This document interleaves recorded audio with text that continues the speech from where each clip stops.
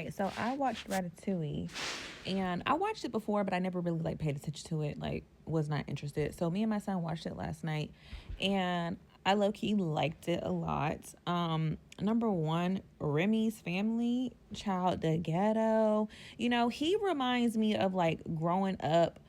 Having these big, grander dreams, trying to make it in life.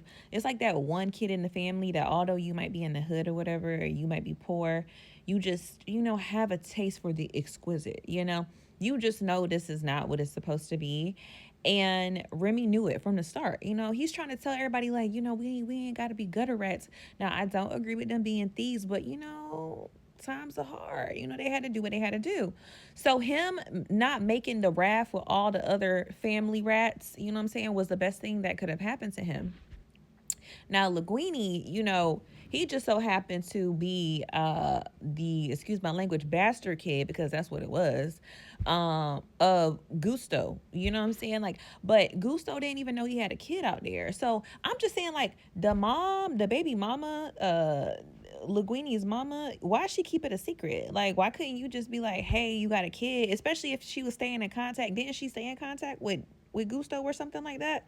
Or like they were friends or something? Or like, maybe she just didn't want a piece of the pie, because why was Linguini living that lifestyle? You know what I'm saying? If he had a kid, if Gusto was such a good person, you know what I'm saying? They're trying to make it seem like he was such a good person. Why didn't she just straight up tell him, like, hey, like, you had a kid out here, unless he had like another family?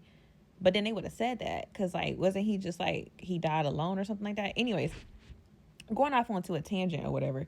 But I mean, I'm not gonna hold you. I do like the fact that Remy was sanitary. I mean, granted, he was a rat. He was real big upon cleaning his hands and stuff, though. Like when the family came up in there and was like trying to help him out because everybody left out because they didn't want a rat cooking the food. Totally understandable.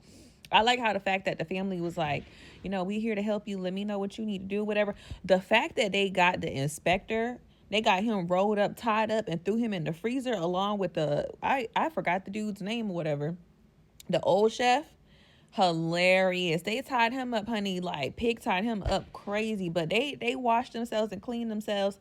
I mean, they was just kind of like they was kind of out of shape, like for them to be eating out the trash. I was looking at them like ill, like, don't go back to them. But I see how, maybe it is good to stay in contact, because you never know when you might need your hood family.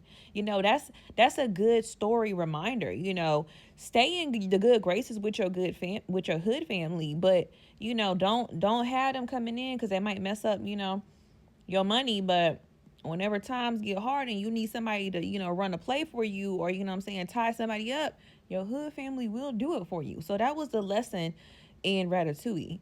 Keep your hood family near, but do it the right way. But, you know, follow your dreams, but don't turn your back on your hood family, because you may need them to hog tie somebody up and throw them in a freezer. So really good movie. You should go watch it.